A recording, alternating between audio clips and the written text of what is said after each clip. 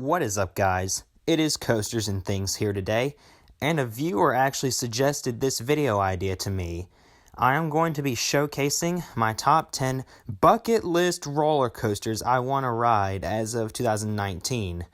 Now, one thing first, I am not including any of the new for 2020 coasters on this list, since none of them are open yet, and it's not even 2020 yet anyway. I might make a separate video on that. All 10 of these coasters look great, and I can't wait to hopefully get to experience them in the future. Let's begin with the number 10 spot, which is Phoenix at Knoebels. This classic Woody is widely considered to be the best coaster produced by PTC and the best wooden coaster in Pennsylvania, over rides like Lightning Racer and Ravine Flyer 2. It has buzz bars, which automatically makes the airtime stronger.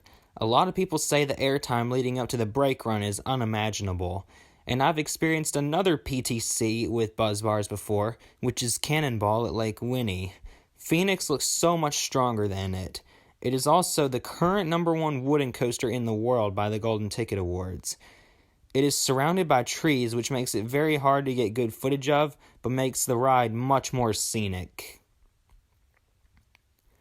My number 9 bucket list coaster is Outlaw Run at Silver Dollar City. 3 RMCs made it onto this list, and this Woody looks just insane. Of the 3 RMC wooden coasters in America, this is the only one of the 3 I haven't ridden. It wasn't the first wooden coaster to feature an inversion, but it was the first wooden coaster to feature multiple inversions. The drop looks great because you have momentum going into it like Lightning Rod's drop does. It also has a wave turn, which if you know me, I love wave turns. I love the one on Twisted Cyclone. I love the one on Lightning Rod even more.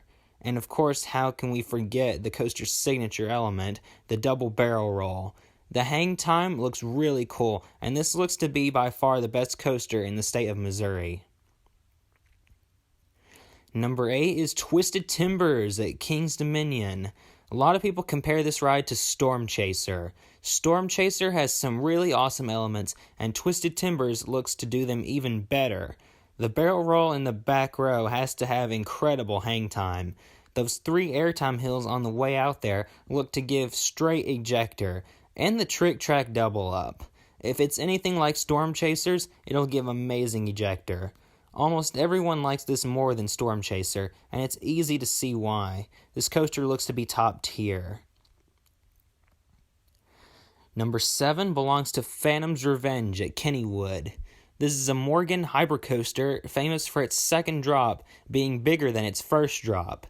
This coaster formerly was an aerodynamics custom looper called Steel Phantom. Then, in 2001, it was reprofiled into Phantom's Revenge. It is known for its abundance of airtime and for how smooth it is. Its use of the terrain is very good, and it's fast too. This looks to be the most unique hypercoaster ever. Number 6, you're either going to think I'm awesome or you're going to be disappointed in me by this. Number 6 is X2 at Six Flags Magic Mountain. This looks to be the greatest aerodynamics coaster ever. This 4th dimension coaster completely demolishes all the other 4D coasters in America. It beats all the free flies, obviously, and of course it beats Green Lantern / Vipair.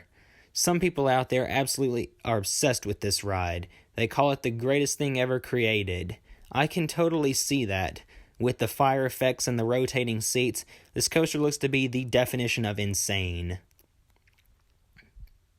Number 5 is a coaster at the same park. It is Twisted Colossus. This is the only dueling RMC, and although it doesn't duel every time, when it does duel, I've heard it's just incredible.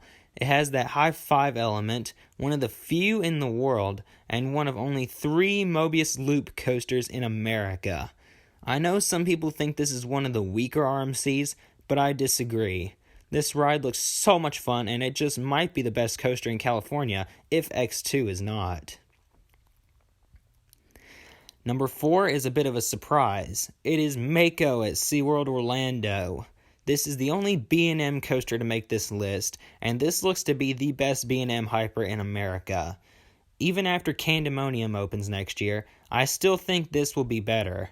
A lot of people that have ridden this claim it has ejector, while all the other B&M hypers have floater. Plus, how it is over the water gives it great setting, especially at the end. That last turn over the water into the brake run is very photogenic, and this ride just looks like the king of all B&M hypers in America anyway. Now we're at my top 3. This is when things really start getting tough. All 3 of these rides are great, and they're all by the same manufacturer as well. At number 3 is Sky Rush at Hershey Park. Now, I'm 99% certain I'll be riding this next year in 2020. This is an Intamin winged hypercoaster. A lot of people hate this ride because of its lap bars, how they crush your thighs. Instead of Sky Rush, they call it Thigh Crush. Even though this ride has built up a reputation for being painful, it still looks to give some of the most intense airtime moments in the world. The drop honestly doesn't look like anything mind-blowing, but everyone says the drop on this coaster is like a shot to the entire body. I can't wait to ride this coaster next year. Now we're at the top 2. You can probably guess what they are. About half of you will agree with me, and about half of you will disagree with me on this.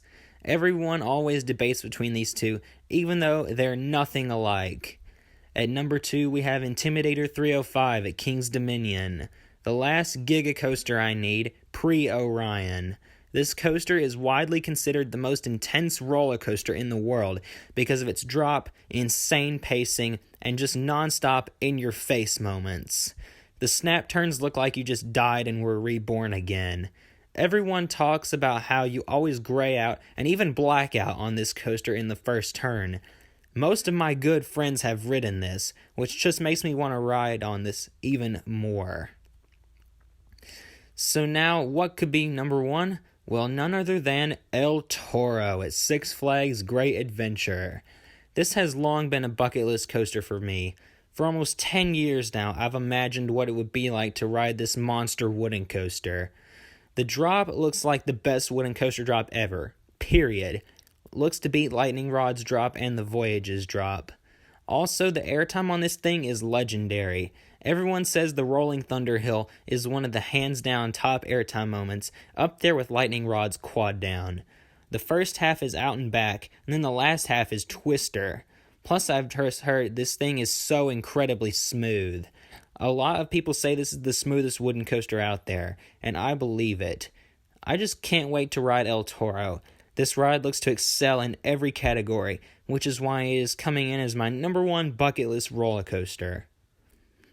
Thank you guys so much for watching. If you've ridden some of these, let me know what you think of them and if your opinions matched what I said. Please be sure to like, comment, and subscribe, and have a Merry Christmas, everyone. This is Coasters and Things signing out.